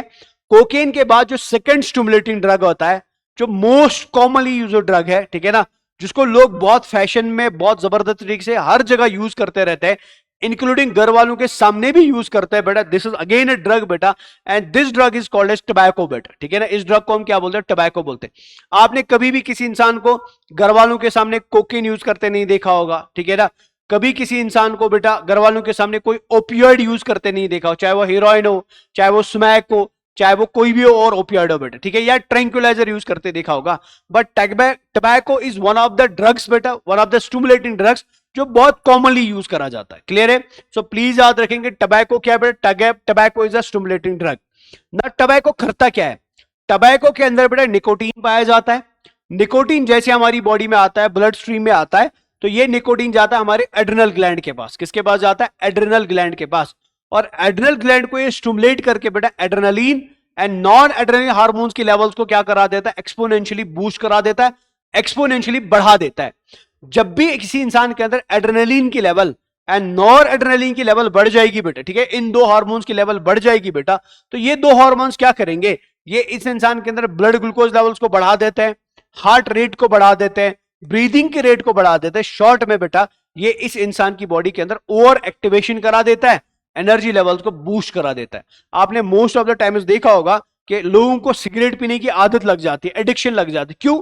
बिकॉज उस एडिक्शन लगने से ना बेटा मेन रीजन क्या है, उस एडिक्शन के लगने का मेन रीजन ये है कि जब भी वो इंसान सिगरेट पी लेता है, सिगरेट पीते ही बेटा उसका एड्रेनल ग्लैंड एक्टिवेट हो जाता है। एड्रेनल ग्लैंड एक्टिवेट ही बेटा इस इंसान की बॉडी के अंदर क्या करता है, एनर्जी लेवल्स को बढ़ा देता है। इसको लग रहा है कि यार मैं खुश हूं, मैं हैप्पी हूं, मैं सेटिस्फाइड हूं, मेरी बॉडी के अंदर एनर्जी लेवल्स क्या है बेटा, ज्यादा है। सो ये एक्चुअली में रियलिटी में नहीं हो रहा है, ये हम करा रहे हैं बेटा by giving something from the external environment, by putting something from the external environment, जो आहिस्ता आहिस्ता आने वाले समय के अंदर बेटा जो नॉर्मल एक्टिविटी एड्रेनल ग्लैंड की है ना, उस नॉर्मल एक्टिविटी को क्या कर देगा, डिस्टर्ब कर देगा। सो मतलब अगर डे 1 में एक इंसान एक सिगरेट से सेटिस्फाई हुआ, ठीक है ना, एक सिगरेट से बेटा उसकी बॉडी के अंदर एनर्जी लेवल्स बढ़ गई, आने वाले समय के अंदर बेटा एक सिगरेट से काम नहीं चलेगा, आने वाले समय के अंदर उसको 2 सिगरेट चाहिए, फिर 3 चाहिए, फिर 4 चाहिए, फिर वो सिगरेट्स के बगैर रह ही नहीं सकता है। इसी को हम बाद में एडिक्शन भी बोलते हैं। जब आपका बेटा कभी भी लाइफ में किसी चीज के साथ ऐसा साइकोलॉजिकल अटैचमेंट हो जाए, ऐसा लगाव हो जाए बेटा, जिस लगाव के लगते हुए कि आपको लगेगा कि यार अब मैं ये करके खुश नहीं रहूंगा, बिना इसके खुश नहीं रहूंगा, वो बिना खाए खुश नहीं रहूंगा, so that psychological attachment to something is called as addiction, and most of the people are addicted to tobacco beta. The reason for this is because जब भी कोई बंदा टबैको का सेवन करता है, चाहे वो पफ करे, चाहे वो स्नफ करे, चाहे वो च्यू करे बेटा, इसको यूज करके बेटा उनकी बॉडी में बस एक ही काम होता है, एनर्जी लेवल्स क्या हो जाती है, बढ़ जाती है। क्लियर है? नाउ हम इसको आइसोलेट कहां से करते हैं, एक प्लांट से आइसोलेट करते हैं। This plant is called as nicotiana tabacum बेटा, ठीक है। तो निकोटियाना टबैकम टबैको प्लांट का नाम है, जिससे हम किसको एक्सट्रैक्ट करते हैं, टबैको के एक्सट्रैक्ट करते हैं। क्लियर है? नाउ हमारी बॉडी में डिलीवर कैसे किया जाए, आपको सबको पता है। कोई बंदा सिगरेट आई वुड से स्मोक करता है, ठीक है, कोई बंदा पफ करता है, कोई बंदा च्यू करता है, तो इसके अलग अलग तरीके डिलीवरी के। इसको स्मोक भी किया जाता है, इसको स्नफ भी किया जाता है, इसको च्यू भी किया जाता है। क्लियर है ना? ये देखा गया कि टबैको का यूज करना is associated with lung cancer, is associated with mouth cancer, और इसके अंदर जो एक्टिव एजेंट होता है जो ये सब कुछ कराता है उसको हम निकोटीन बोलते हैं। क्लियर है? तो ये हो गया हमारे 2 स्टिमुलेटिंग ड्रग्स। इसके अलावा बेटा और एक ड्रग है जो सिंथेटिक ड्रग है, इसको हम सिंथेटिक स्टिमुलेटिंग ड्रग भी बोला जाता है। This is called as amphetamine. Amphetamine को बेटा हम सुपरमैन ड्रग भी बोलते हैं, एंटी स्लीप ड्रग भी बोलते हैं, ठीक है ना, एंटी हंगर ड्रग भी बोलते हैं। बिकॉज जब भी आप ये ड्रग लोगे आपकी नींद भाग जाएगी, आपकी भूख भाग जाएगी, आपकी बॉडी के अंदर एनर्जी लेवल्स एक्सपोनेंशियली बहुत बहुत बहुत ज्यादा क्या हो जाएगी, हाई हो जाएगी। तो इस सिंथेटिक ड्रग को हम क्या बोलते हैं, एम्फेटामीन। तो amphetamine is also called as synthetic drug, superman drug, anti sleep drug, anti hunger drug. इसको हम डोप टेस्ट में भी, जब एथलीट्स होते हैं, एथलीट्स जब खेलने आते हैं ओलंपिक्स में, तो ओलंपिक्स में खेलने से पहले उनकी ब्लड टेस्ट करी जाती है, उसको हम डोप टेस्टिंग बोलते हैं। तो इस ड्रग को वहां पे टेस्ट करा जाता है कि ये किसी ने यूज तो नहीं करा है, और ये हमारी बॉडी में डोपामिन की लेवल्स को बढ़ा देता है।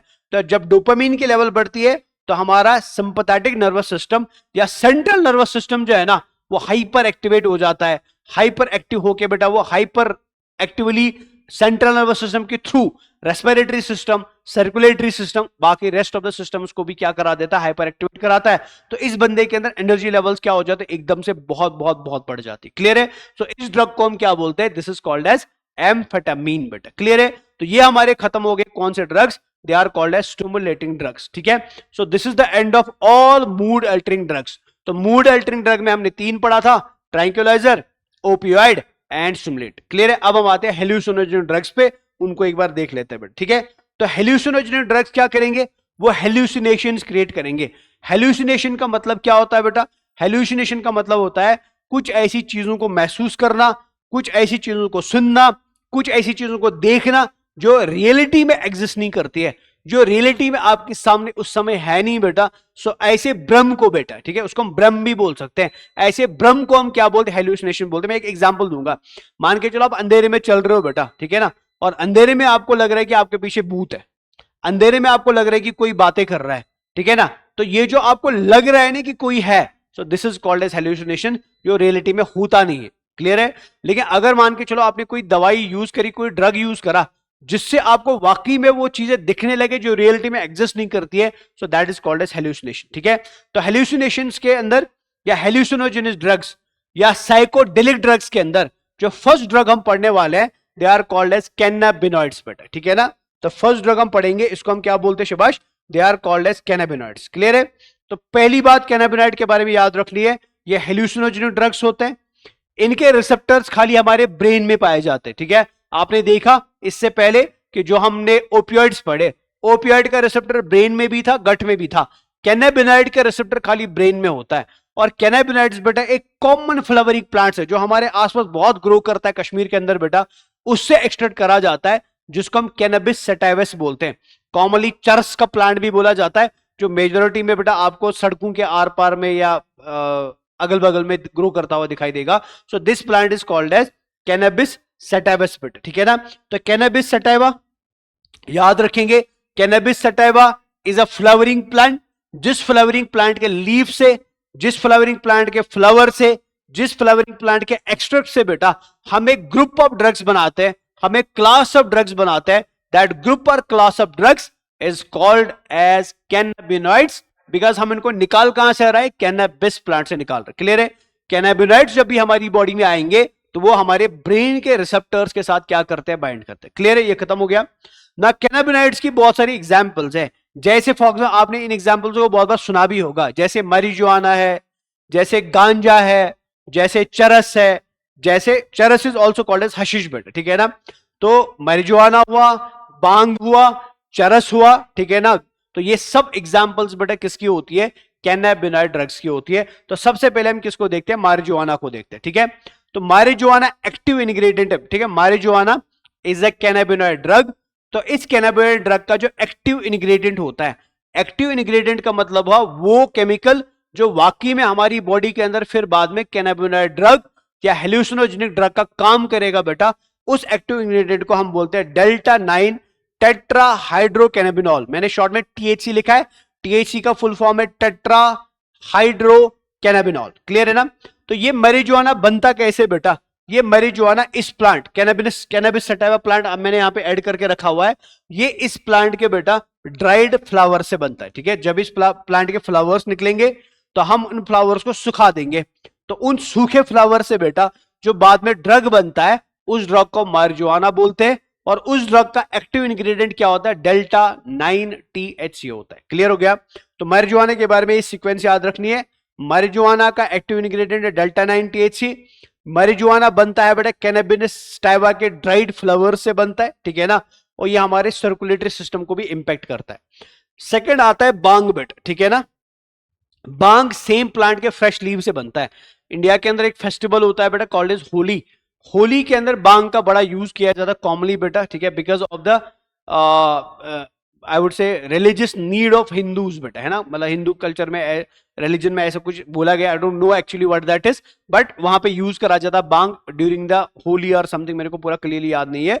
तो ये बांग बनता कैसे बेटा? ये बांग सेम प्लांट के किन से बनता है? फ्रेश लीव्स से बनता है। तो हम लीव्स को लाते हैं, लीव्स को पीस लेते हैं और फिर उन पीसे हुए लीव्स को बेटा दूध में डालते हैं, तो वो बन जाता है बांग बेटा। क्लियर है ना? नेक्स्ट आता है गांजा बेटा। ठीक है, गांजे का भी नाम आपने बहुत बार मूवीज में सुना होगा। तो गांजा is again example of cannabinoid drug बेटा। कहां से बनता है? ये फीमेल इन्फ्लोरेसेंस से बनता है। फीमेल इन्फ्लोरेसेंस का मतलब female flower of the cannabis sativa plant से जो बनता है बेटा, that is called as ganja. Clear है? Natural cannabinoid obtained from inflorescence. Clear है? इसके अलावा चरस ऑल्सो, गल्फ कंट्रीज के अंदर चरस को हशीश बोला जाता है बेटा। गल्फ में मतलब जो सऊदी कंट्रीज आती है वहां इसको हशीश बोला जाता है। ये रेजोनेंस एक्सट्रैक्ट होता है बेटा सेम प्लांट का। क्लियर है? तो ये सब एग्जांपल्स है बेटा किसकी?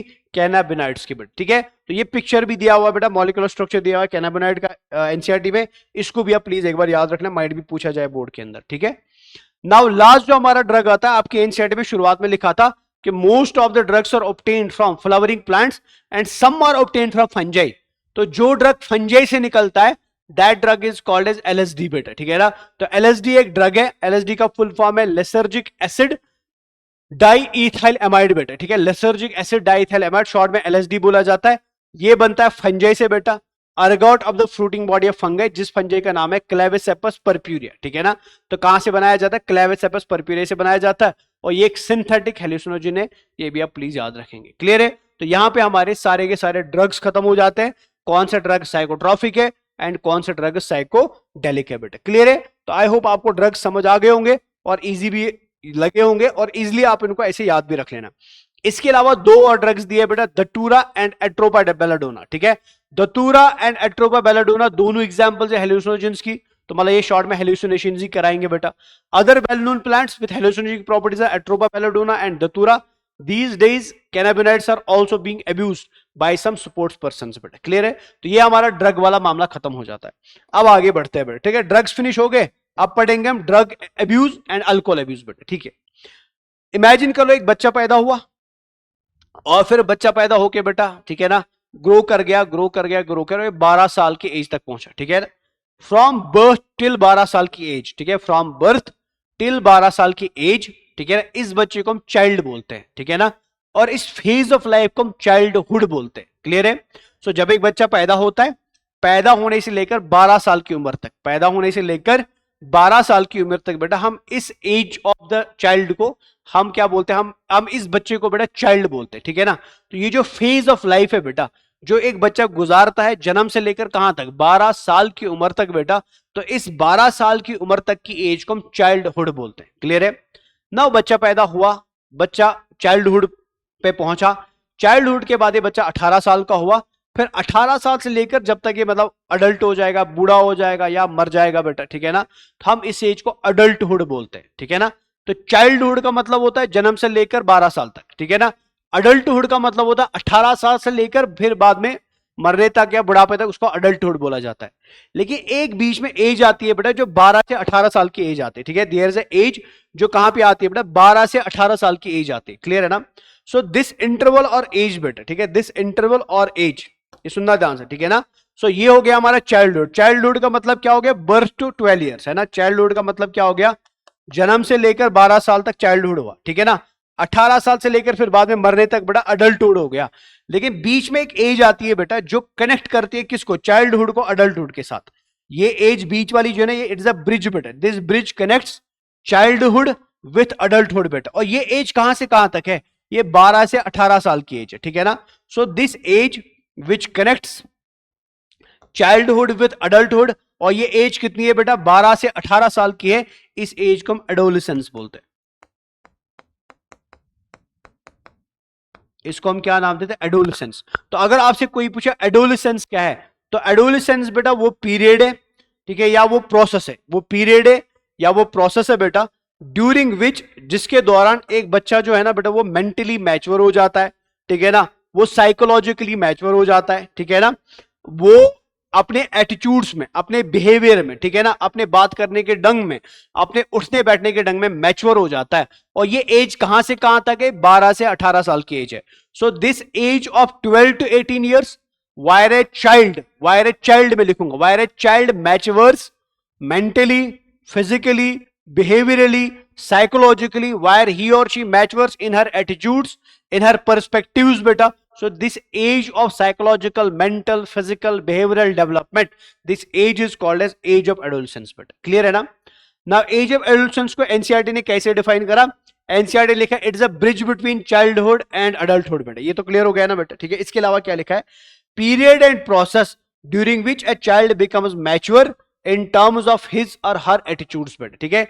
जब एक बच्चा अपने एटीट्यूड्स में मैच्योर हो जाता है, अपने बिहेवियर में मैच्योर हो जाता है, अपने बात करने के ढंग में, उठने में, बैठने में मैच्योर हो जाता है, जब बच्चे को पहली बार लगता है कि मैं सोसाइटी के लिए इंपॉर्टेंट हूं, मैं सोसाइटी में कंट्रीब्यूट कर सकता हूं, मेरे को घर के मसलों में कंट्रीब्यूट करना है, मेरे को मम्मी पापा के मसलों में कंट्रीब्यूट करना है, मेरे को फैमिली में कंट्रीब्यूट करना है, तो इस एज को बेटा हम क्या बोलते हैं, एज ऑफ एडोलेसेंस बोलते हैं।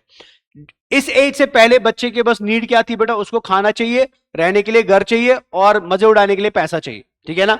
अडल्टहुड के बाद जिम्मेदारी आती है बेटा, ठीक है। आप जिम्मेदार इंसान बनते हो, आप अपना खर्चा कम करते हो, फैमिली में ज्यादा स्पेंड करते हो, ठीक है ना। आप अपनी फैमिली के लिए केयर करते हो, अपने बच्चे के लिए केयर करते हो, वो अडल्टहुड होता है। बट ये जो बीच वाली एज है ना बेटा, यहाँ पहली बार आप ये चीजें सोचने लगते हो कि यार अब मेरे को मम्मी पापा के लिए कुछ करना चाहिए, अब मेरे को अपनी लाइफ में कुछ करना चाहिए, अब मेरे को गलतियां कम करनी चाहिए, अच्छे काम ज्यादा करने चाहिए, ठीक है ना। सो इस बीच वाली एज के अंदर ये बड़ी क्रूशियल एज होती है, ये बड़ी नाजुक एज होती है। ये बीच वाली एज को हम क्या बोलते हैं, this is called as age of adolescence. और ये एज के अंदर अगर बच्चा अपने आप को कंट्रोल करेगा, अपने ख्वाहिशों को कंट्रोल करेगा, अपने डिस्ट्रक्शंस को कंट्रोल करेगा, अपने दिमाग अपनी नजर को कंट्रोल करेगा, तो वो बच्चा लाइफ में बहुत आगे जा सकता है। लेकिन इसी एज के अंदर बेटा बच्चे को खतरा भी है, बिकॉज मैक्सिमम टाइम्स हमने देखा कि अगर बच्चा ड्रग्स लेता है, अगर बच्चा चोरी करता है, अगर बच्चा झूठ बोलना शुरू करता है, अगर बच्चा किसी गलत काम में फंस जाता है, वो एज भी कौन सी होती है बेटा, वो एज भी एडोलसेंस की एज ही होती है। बिकॉज यहां बच्चा बहुत ज्यादा क्यूरियस होता है, यहां बच्चा बहुत ज्यादा एक्साइटेड होता है, यहां बच्चा बहुत ज्यादा कंट्रीब्यूट करना चाहता है हर काम में। तो because of that curiosity, nature of contributing to something, ठीक है ना, या ओवर एक्साइटमेंट बेटा, इस एज में बच्चे से गलतियां भी हो जाती है। और वो गलतियां कभी कभी इतनी बड़ी होती है, इतनी खतरनाक होती है कि आप इमेजिन भी नहीं कर सकते हो, जो बच्चे की लाइफ को भी खराब करता है और इसकी फैमिली की लाइफ को भी खराब करता है। तो प्लीज एंड प्लीज बेटा याद रखेंगे, इस एज के अंदर अपने आप को कंट्रोल करना है, अपनी डिस्ट्रक्शंस को कंट्रोल करना है, मोस्ट इंपॉर्टेंटली अपने नफ्स, अपनी ख्वाहिशों को कंट्रोल करना है। बिकॉज जो बच्चा इस एज में इन सारी चीजों को कंट्रोल करेगा, he will be A successful person who will be entering into the adulthood बेटा। लेकिन अगर आपने इस एज के अंदर बेटा अपनी ख्वाहिशों को कंट्रोल नहीं करा, अपनी डिस्ट्रक्शंस को कंट्रोल नहीं करा, तो आप या तो अल्कोहल के शिकारी बन जाओगे, या तो ड्रग्स के शिकारी बन जाओगे। You will be unsuccessful person in the life, ठीक है, इन फ्रंट ऑफ फैमिली और in front of society also. तो इसलिए इस चैप्टर में एनसीईआरटी ने इस एज पर बहुत ज्यादा जोर दिया बेटा। बिकॉज अगर कोई बच्चा ड्रग एडिक्ट बनता है, अगर कोई बच्चा ड्रग डिपेंडेंट बनता है, ठीक है, वो इसी एज के अंदर मेजोरिटी टाइम्स बनता है। अगर बच्चे की सेक्सुअली ट्रांसमिटेड डिजीज होने के ज्यादा खतरे हैं, वो भी इसी एज के अंदर है बेटा। क्लियर है? तो इस एज को हम क्या बोलते हैं, this is called age of adolescence. तो मतलब अपनी जिंदगी में हम तीन तरीके की जिंदगी जीते हैं, age of childhood, age of adolescence and age of adulthood बेटा, ठीक है ना।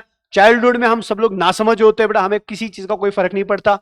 अडल्टहुड में हम समझदार हो जाते हैं बेटा, हमें समझ आता है कि दुनिया की ठोकर खा खा के क्या सही था, क्या गलत था, कौन दोस्त था, कौन दुश्मन था, क्या करना चाहिए था, क्या नहीं करना चाहिए था, यहां तक हमको समझ आ चुकी होती है। पर जो सारी एक्सपीरियंसेस हम गेन करते हैं, अच्छी या बुरी बेटा, वो कहां पे होती है, वो इसी एज ऑफ एडोलसेंस में होती है।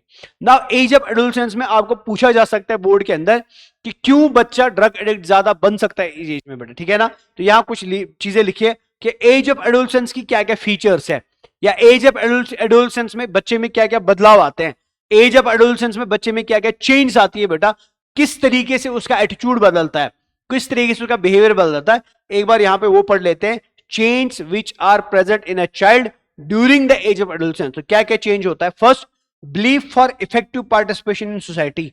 इस एज के अंदर पहली बार बच्चे को लगता है कि नहीं यार, मेरे को सोसाइटी में कंट्रीब्यूट करना चाहिए, मेरे को घर के मसलों में कंट्रीब्यूट करना चाहिए। मस्जिद का इमाम कौन बनेगा मैं डिसाइड करूंगा, मस्जिद में इमाम कौन नहीं बनेगा मैं डिसाइड करूंगा, घर की दीवार का कलर कैसा होना चाहिए मैं डिसाइड करूंगा, घर के हॉल में कौन सी मैटिंग लगेगी मैं डिसाइड करूंगा। ये पहली बार बच्चे के दिमाग में आना शुरू हो जाता है, बिकॉज वो पार्टिसिपेट करना चाहता है इन चीजों में। क्लियर है? इसके अलावा बायोलॉजिकल चेंज आती है, ये हम ऑलरेडी पढ़ चुके हैं सेक्सुअल रिप्रोडक्शन में। बायोलॉजिकल चेंज में क्या हुआ, जैसे बॉयज के अंदर दाढ़ी आने लगती है, आवाज बारी होने लगती है, बॉडी में हेयर्स आने लगते हैं, ठीक है ना। फीमेल्स में आवाज पतली होने लगती है, ब्रेस्ट का डेवलपमेंट होता है, हिप का एनलार्जमेंट हो जाता है, ये सारी बायोलॉजिकल चेंज होते हैं। क्लियर है? इसके अलावा बिहेवियरल चेंज आते हैं, ठीक है ना। बिहेवियरल चेंज का मतलब क्या हुआ कि अब बच्चा माँ बाप की कम सुनने लगता है, उसको लग रहा है कि अब मेरे को सब कुछ पता है दुनिया में, मेरे माँ बाप बेवकूफ है बेटा, ठीक है ना। बिहेवियर में बदलाव आएगा, गुस्सा करने लगेगा, रूठने लगेगा, एग्रेसिव हो जाएगा, ये सब बिहेवियरल चेंज आते हैं। क्लियर है?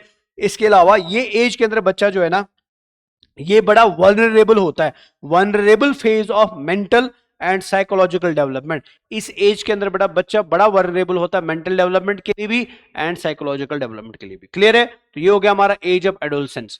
नाउ एज ऑफ एडोलसेंस जो है ना बेटा, ये बड़ी खतरनाक एज है, बिकॉज यहां बच्चा ड्रग अल्कोहल अब्यूज कर सकता है, या ड्रग एडिक्ट या अल्कोहल एडिक्ट बन सकता है ना। आपसे क्वेश्चन अगर पूछा जाए कि क्यों वो ड्रग एडिक्ट बन गया, या क्यों वो अल्कोहल एडिक्ट बन गया, या किस चीज ने उसको मोटिवेट करा कि भैया आप अल्कोहल पियो, आप सिगरेट पियो, आप ड्रग्स करो बेटा। तो इस चीज का याद रखना, यहाँ पे एनसीईआरटी पे ये डिस्कस्ड है।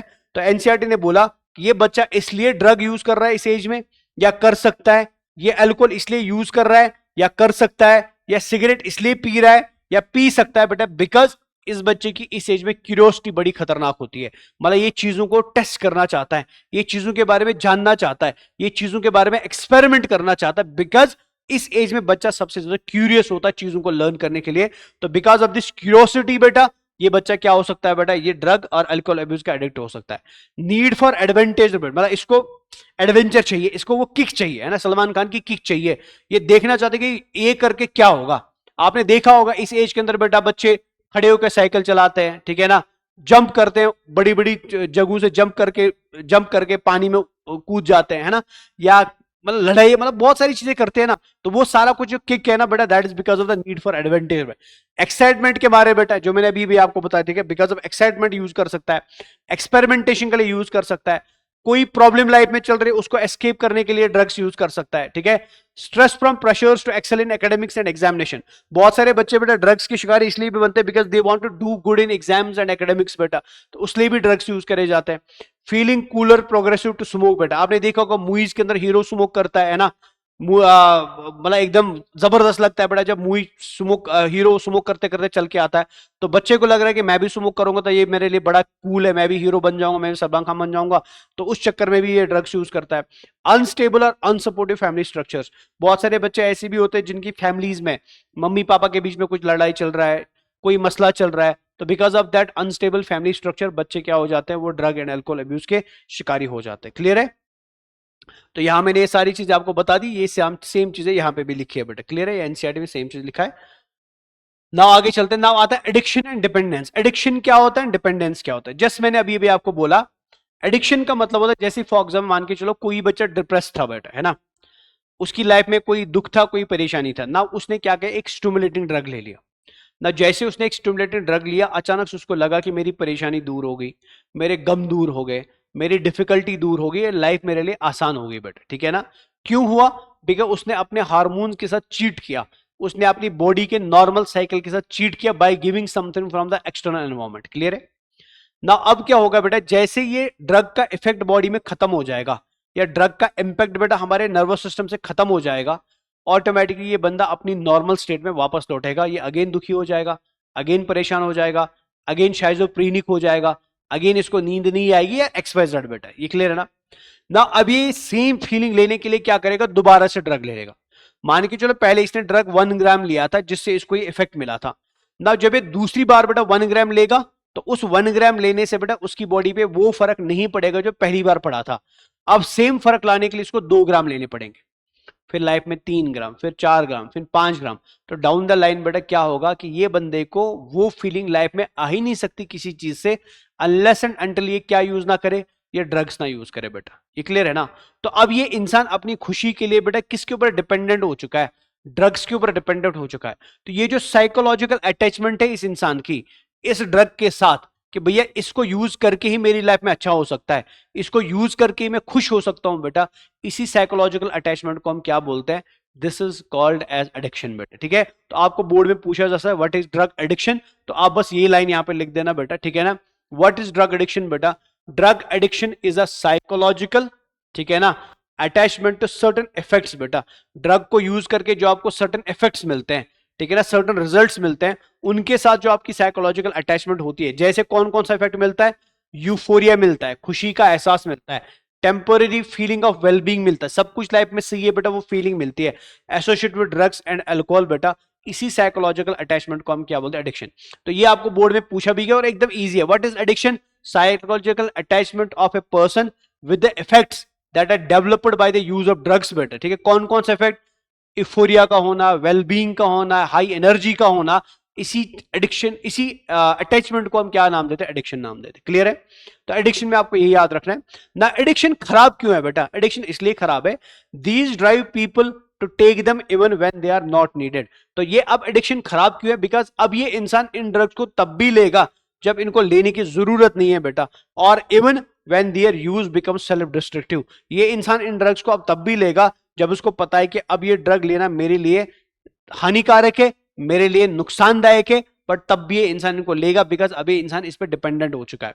With repeated use of drugs the tolerance level of the receptors present in our body increases बेटा। जैसे मैंने भी आपको बोला कि अगर आपको यूफोरिया पहले 1 ग्राम से आया, आने वाले समय में 1 ग्राम से यूफोरिया नहीं आएगा, अब आपको 1 ग्राम से ज्यादा चाहिए, फिर 2 ग्राम चाहिए, फिर 10 ग्राम चाहिए, बिकॉज आपकी बॉडी के अंदर रिसेप्टर्स की जो नीड है ना वो कंटिन्यूसली क्या होती जा रही है बेटा, बढ़ती जा रही है। ठीक है, consequently the receptors respond to only higher doses of the drugs or alcohol leading to greater intake and addiction बेटा। तो आहिस्ता आहिस्ता आप more addictive in drugs के लिए हो जाओगे। However, it should be clearly borne in mind that use of these drugs even once can be forerunner for addiction बेटा। ठीक है, thus the addictive potential of drugs and alcohol pull the use into a vicious cycle बेटा, into a vicious circle बेटा, leading to their regular use और abuse. तो जब आप इनको, अगर आपसे पूछा जाए ड्रग अब्यूज क्या होता है, तो ड्रग अब्यूज का मतलब क्या हुआ, इन ड्रग्स को रिपीटेडली यूज करना, बार बार यूज करना, जब आप जानते हो कि इनका यूज करना आपके लिए नुकसानदायक है, जब आप जानते हो कि ये यूज सेल्फ डिस्ट्रक्टिव है बेटा, तो इनकी रिपीटेड यूज को ये हम क्या नाम देते हैं, इनको हम अब्यूज नाम देते हैं बेटा। ठीक है ना, तो ड्रग एडिक्शन का मतलब क्या हुआ, साइकोलॉजिकल अटैचमेंट। अब्यूज का मतलब क्या हुआ, repeated use of the drugs बेटा। क्लियर है, आगे चलते हैं। डिपेंडेंस का मतलब क्या हुआ, ड्रग डिपेंडेंस का मतलब अब कोई बंदा ड्रग के ऊपर बेटा एडिक्ट हो चुका है ना, अगर आपने इसके ड्रग्स को एकदम से रोक दिया, या इसको ड्रग यूज करने से बेटा एकदम से बेटा इसको क्या कर दिया, स्टॉप कर दिया, तो जैसे आप इनके ड्रग्स को बंद करोगे ना, इस इंसान के अचानक के ड्रग्स बंद करोगे, तो ये ड्रग्स के अचानक बंद करने से ना इसकी बॉडी में कुछ बदलाव आएंगे, इसकी बॉडी अचानक से इस स्टॉप ऑफ द ड्रग को रिएक्ट करेगी, जैसे इसकी स्वेटिंग हो जाएगी, इसकी बॉडी में बेटा शिवरिंग हो जाएगी, ये एग्रेसिव हो जाएगा, ये थोड़ फोड़ मचाएगा। तो ये जो सारे बदलाव बॉडी में आ रहे हैं ना अचानक ड्रग्स को स्टॉप करने से, that is called as dependence बेटा। ठीक है ना, dependence is the tendency of body to manifest, ठीक है, to manifest characteristics beta and unpleasant withdrawal syndrome if regular dose of drug or alcohol is abruptly discontinued. This characterized by anxiety, shakiness, nausea and sweating which may be relieved when use is resumed again beta। तो इसको हम क्या नाम देते हैं, dependence नाम देते हैं। ये क्लियर है, तो ये हमारा खत्म हो गया एडिक्शन एंड डिपेंडेंस। नाउ आते effects of drugs and alcohol abuse. Drugs and alcohol abuse के इफेक्ट्स क्या क्या होते हैं, ये भी आपको बोर्ड में पूछा जाए तो इनको भी एक बार पढ़ लेते हैं। पहला इफेक्ट क्या है बेटा, इमीडिएट एडवर्स इफेक्ट्स क्या क्या होते हैं, reckless behaviour, vandalism and violence. ठीक है, जब भी कोई बंदा ड्रग एडिक्ट बनता है, जब भी किसी इंसान का बॉडी के अंदर बेटा ड्रग्स का यूज होना शुरू हो जाता है, तो सबसे इमीडिएट इफेक्ट जो बॉडी में देखने को मिलता है ना, कि वो तोड़फोड़ मचाएगा, वो वायलेंट हो जाएगा, वो बात बात पे गुस्सा होना शुरू करेगा, वो बात बात पे लड़ाई शुरू करेगा। तो ये इसके इमीडिएट इफेक्ट्स होते हैं। तो अगर आपके घर में कोई बच्चा आज तक एकदम शांत स्वभाव का था, बट अचानक से बेटा अब उसमें वैंडलिज्म का कैरेक्टर, वायलेंस का कैरेक्टर, ठीक है, ये आया हुआ है, तो कहीं ना कहीं आपको थोड़ा चेक करना चाहिए कि कहीं ये बंदा ड्रग्स तो यूज करना शुरू नहीं किया। ठीक है, तो रेकलेस बिहेवियर का मतलब हुआ, मतलब अनप्रोबेबल बिहेवियर है, कभी भी कुछ भी कर सकता है। ठीक है, वैंडलिज्म का मतलब तोड़फोड़, वायलेंस का मतलब तो लड़ाई है। एक्सेसिव डोजेस, अगर कोई बंदा बहुत ज्यादा ड्रग्स को यूज कर रहा है, तो एक्सेसिव डोजेस से क्या क्या हो सकता है, ये बंदा कोमा में जा सकता है, ये मर सकता है, या ये ओवरडोजिंग भी कर सकता है। तो मरेगा कैसे बेटा, मरेगा बिकॉज इसका रेस्पिरेटरी फेलियर हो सकता है। ठीक है, रेस्पिरेटरी सिस्टम काम करना बंद कर सकता है, हार्ट फेलियर हो सकता है, या ब्रेन के अंदर बेटा सेरेब्रल हेमोरेज हो सकता है। वार्निंग साइंस अमंग स्टूडेंट्स, जो हमारे स्टूडेंट्स होते हैं, तो एज अ टीचर बेटा हमें स्टूडेंट्स पे नजर रखनी चाहिए, बिकॉज अगर स्टूडेंट्स में ये सारे सिम्टम्स दिखने लग गए, कहीं ना कहीं वो स्टूडेंट बेटा किसका शिकार हो चुका है, ड्रग्स का शिकार हो चुका है। तो क्या क्या सिम्टम्स होते हैं स्टूडेंट्स के अंदर बेटा because of the drug and alcohol abuse. सबसे पहले ड्रॉप इन एकेडमिक परफॉर्मेंस बेटा, अगर कोई बच्चा आज तक क्लासेस में बहुत अच्छा परफॉर्म कर रहा था, पर अचानक से उसकी एकेडमिक परफॉर्मेंस ड्रॉप होने लगी, पहले वो बहुत अच्छे मार्क्स ला रहा था, अब अचानक से उसके मार्क्स बेटा एकदम से नीचे आने शुरू हो गए, तो कहीं ना कहीं बेटा वो बच्चा might be, not 100%, but might be he और she has been I would say contributor of the drug abuse. ठीक है, दूसरा, चोरी कर सकता है बच्चा घर में, unexplained absence from the schools, lake of interest in personal hygiene and weight loss, मतलब ये अपनी सफाई पे ध्यान नहीं देगा, इसका वजन कम होने शुरू हो जाएगा, ये घर वालों से अलग रहना शुरू हो जाएगा, ग्रुप में बैठना पसंद नहीं करेगा, डिप्रेशन होना शुरू हो जाएगा, थका हुआ हमेशा लगेगा, एग्रेसिव हो जाएगा, ठीक है, रेबेलियस हो जाएगा, deteriorating relationship with family and friends बेटा, मतलब ये दोस्तों से दूर होना शुरू हो जाएगा, लॉस ऑफ इंटरेस्ट इन, पहले अगर क्रिकेट खेलने जाता था अब क्रिकेट खेलना बंद करेगा, हॉबीज कम हो जाएंगी। Change in sleep and eating habits बेटा ये खत्म हो जाएगा। इसके अलावा अल्लाह ना करे बेटा इसको एड्स भी हो सकता है, हेपेटाइटिस बी भी हो सकता है, या लिवर का सिरोसिस भी हो सकता है। तो ये सब सेक्सुअली ट्रांसमिटेड डिजीज है बेटा। या वो बच्चे जो इंट्रावेनसली ड्रग्स को यूज करते हैं, सेम नीडल से बेटा ड्रग्स को यूज करते हैं, तो ऐसे बच्चों को बेटा एड्स भी हो सकता है, हेपेटाइटिस भी हो सकता है, या लिवर डैमेज। अगर कोई बच्चा अल्कोहल ज्यादा पी रहा है तो अल्कोहल के यूज से बेटा लिवर का जो ब्रेकडाउन होता है that is called liver cirrhosis. तो ये बोर्ड में पूछा, लिवर सिरोसिस किसकी वजह से होती है? अल्कोहल अब्यूज की वजह से होती है। Miss use by female athletes, मान के चलो आप कोई फीमेल है बेटा, एथलेटिक फीमेल है, वो ड्रग्स को यूज करते हो। फीमेल्स में ड्रग को यूज करके क्या क्या चेंज आ सकती है? पहला मैस्कुलाइजेशन बेटा, मतलब फीमेल की बॉडी बेटा मेल के जैसे दिखने लगेगी, मसल्स का डेवलपमेंट मेल्स के जैसा होना शुरू हो जाएगा। Increased aggressiveness, mood swings and depression, abnormal menstrual cycle, excessive hair growth on face and body, enlargement of clitoris and deepening of voice बेटा। ठीक है, मेल्स में क्या क्या बदलाव आ सकते हैं? दाने निकल सकते हैं, acne, increased aggressiveness, mood swing and depression, reduction of testicular size, breast का एनलार्जमेंट हो जाएगा, एंड ओलिगोसुपर्मिया हो जाएगा। ओलिगोसुपर्मिया का मतलब होता है स्पर्म्स का काउंट क्या होने लगेगा? कम होने लगेगा। ये क्लियर है? सो ये हमारा खत्म हो जाता है यहां पे क्या? Drug and alcohol abuse. ठीक है ना?